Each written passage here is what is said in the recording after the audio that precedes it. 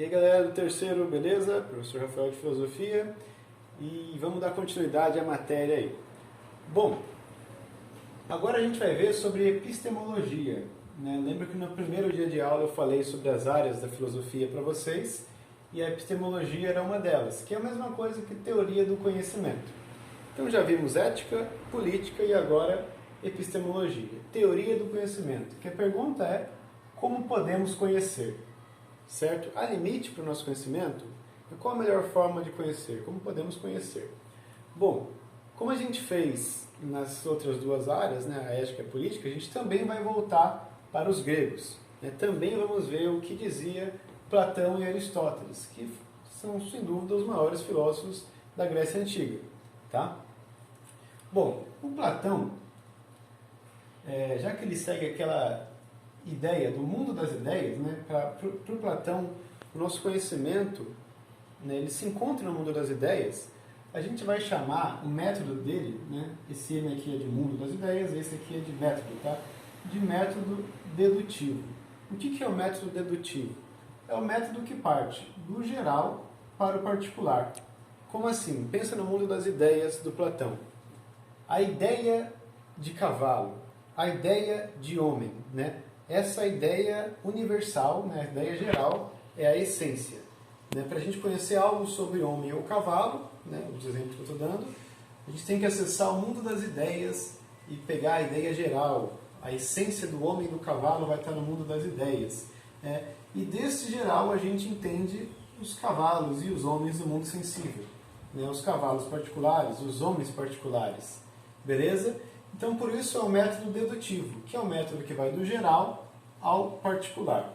A ideia de homem para entender o homem do mundo sensível. Beleza? Já o Aristóteles, como o Aristóteles não acredita que tem o mundo das ideias, né? Para ele o mundo é só esse que a gente vive, embora ele também use o método dedutivo, como a gente vai ver, ele vai propor o método indutivo. Por quê? Porque como não tem mundo das ideias, para a gente conhecer algo sobre o mundo, a gente só faz observando o mundo. Tá? Então, se eu quero chegar na essência de cavalo, não está mais no mundo das ideias. Eu tenho que observar os cavalos do mundo. Os cavalos do mundo sensível, né? Que para Aristóteles é o único mundo que existe.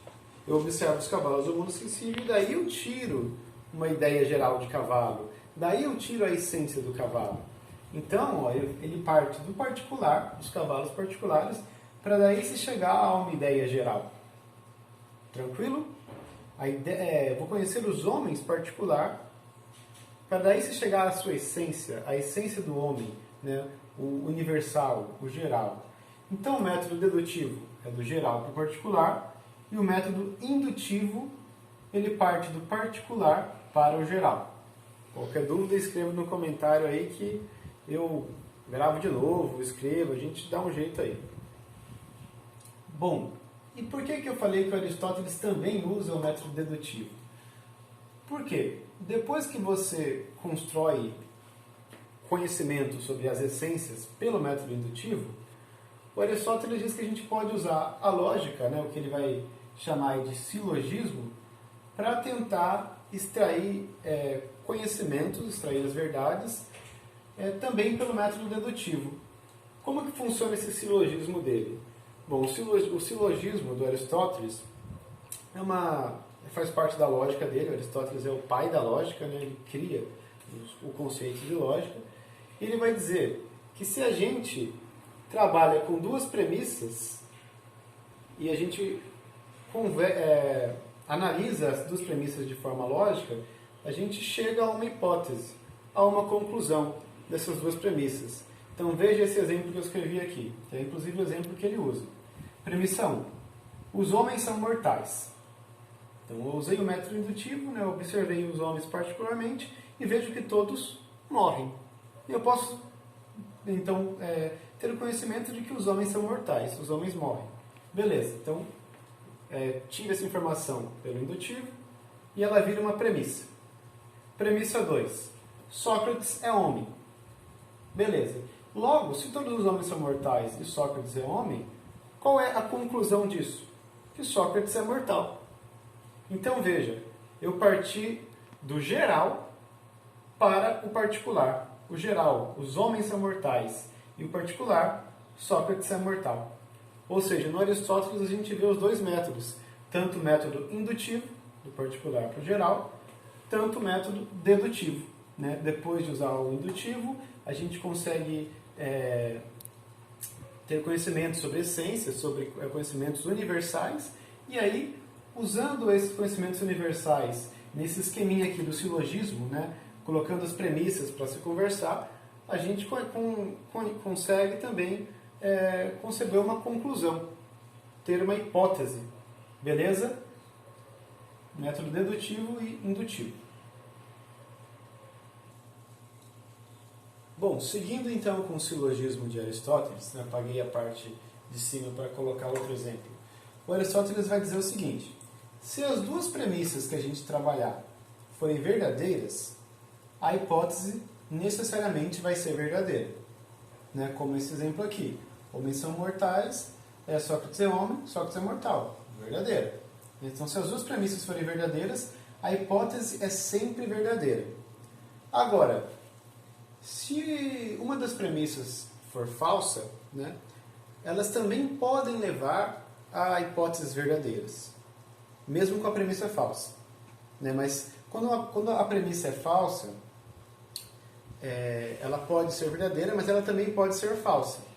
Então Aristóteles diz, para tomar cuidado e verificar se as premissas são verdadeiras, porque se as duas premissas forem verdadeiras, a conclusão, a hipótese vai ser verdadeira. Agora olha esse exemplo aqui. Mamíferos não podem voar. Primeira premissa. Segunda premissa.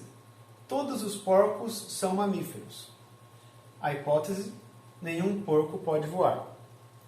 A hipótese é verdadeira. Porco não voa. Só que a premissa é falsa. Mamíferos não podem voar. O morcego é um mamífero e o morcego voa. Então, mesmo essa premissa sendo falsa, ela conseguiu, aí, usando o método do silogismo, ela conseguiu chegar a uma hipótese verdadeira. Então, por isso que Aristóteles diz para tomar cuidado. Uma premissa falsa pode gerar uma hipótese verdadeira. Tá? Mas também pode gerar uma hipótese falsa. Já duas premissas verdadeiras não podem gerar uma hipótese falsa. Ela é necessariamente verdadeira.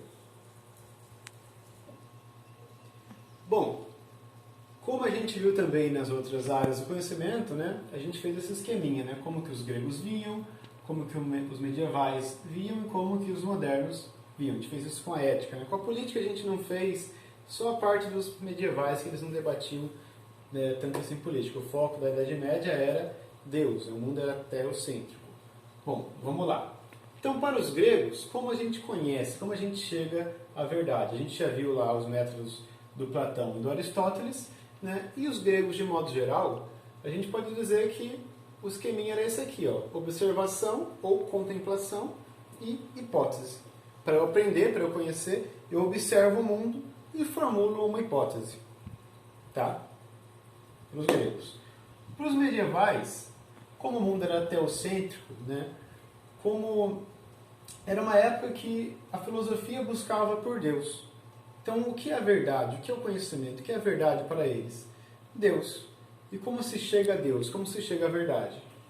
Fé e revelação.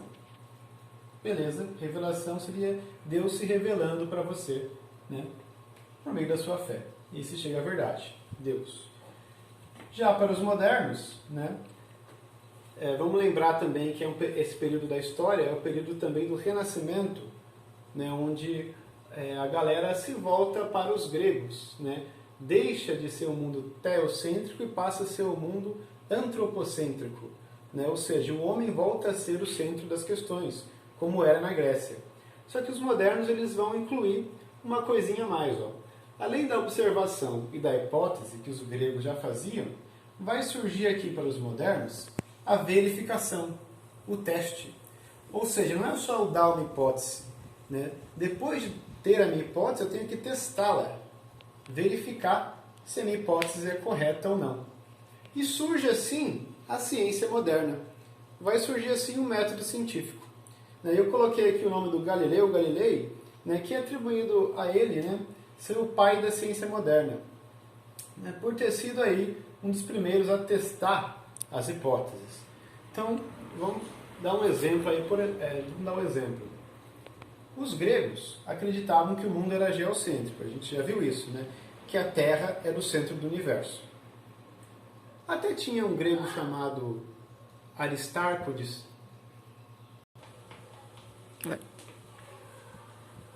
Bom, voltando aí que a gente cortou que a moça de Yakut chamou ele, mas eu estava falando sobre o mundo geocêntrico. Até tinha um grego chamado Aristarco de Samos que ele propôs que, na verdade, a Terra não fosse o centro do universo, que fosse o Sol.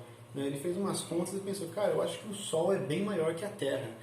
Então faz mais sentido a Terra girar em torno do Sol. Mas, como Aristóteles achava o contrário, Aristóteles, né, tinha um nome muito mais relevante na época do que o Aristarco, ainda hoje tem, mas enfim, a galera não foi na hipótese do Aristarco, não. O Aristarco acha isso, mas o Aristóteles não. Então, ignora que ele deve ter errado, Aristóteles deve estar certo. A Terra é o centro do universo e não gira em torno do Sol, é o Sol que gira em torno da Terra. Bom, na Idade Medieval, como o foco era Deus, faz muito mais sentido a Terra ser o centro do universo, né? Porque nós somos a imagem e semelhança de Deus. Né? É como se a Terra fosse o palco da principal criação de Deus, que são os homens. Então, já que Deus criou o mundo todo para os homens viverem, faz muito mais sentido da Terra ser o centro de todo o universo. É o palco da melhor criação divina. Certo? Na Idade Moderna, então, os medievais também concordavam com a hipótese do mundo geocêntrico. Na Idade Moderna, um cara chamado Nicolau Copérnico, ele revisou aí os cálculos do Ptolomeu, né? Ptolomeu era um astrônomo grego de Alexandria, e ele fez o cálculo partindo da hipótese de que o mundo era geocêntrico e que tudo girava em torno da Terra. Então, finge que minha mão é a Terra. No livro de Ptolomeu, os astros que orbitavam a Terra, eles faziam esse movimento aqui, ó. Em vez de dar a volta completinha, eles ficavam, vai um pouco, dá uma voltinha, vai um pouco. Por quê? Porque na verdade a Terra está se mexendo, ela não está parada. Por isso que no livro Almagesto do Ptolomeu, os astros, ele escreveu os astros como dando essa voltinha até dar volta na Terra. O Copérnico pensou, eu vou fazer o cálculo como se a Terra estivesse se movendo em torno do Sol. E propôs a teoria do heliocentrismo, né? O Sol como o centro do universo.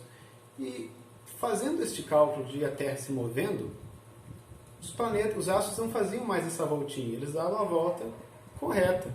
Então Copérnico propôs, Ptolomeu e Aristóteles estavam errados. Na verdade, o Sol é que fica parado e é a Terra que gira em torno do Sol. Né?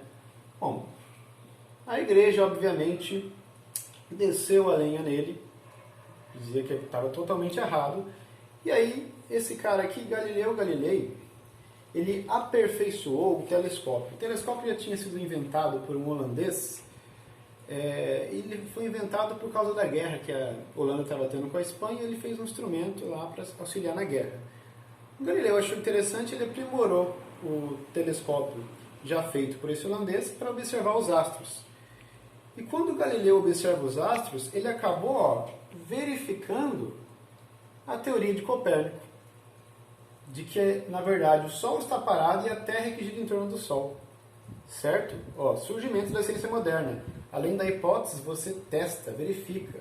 Galileu também olhou a sombra da Terra na Lua e verificou que a Terra era, de fato, redonda. Galileu também observou os anéis, descobriu os anéis de Saturno, também verificou movimento de rotação e translação da Terra. Por isso que ele é considerado o pai da ciência moderna. Porque é ele que começou aí a verificar, a testar as hipóteses. Beleza? Bom, nessa aula a gente vai parar por aqui. E na próxima a gente vai ver sobre alguns filósofos teóricos da ciência moderna. Tá? Para a gente seguir aí com nossa aula de epistemologia, teoria do conhecimento. Valeu!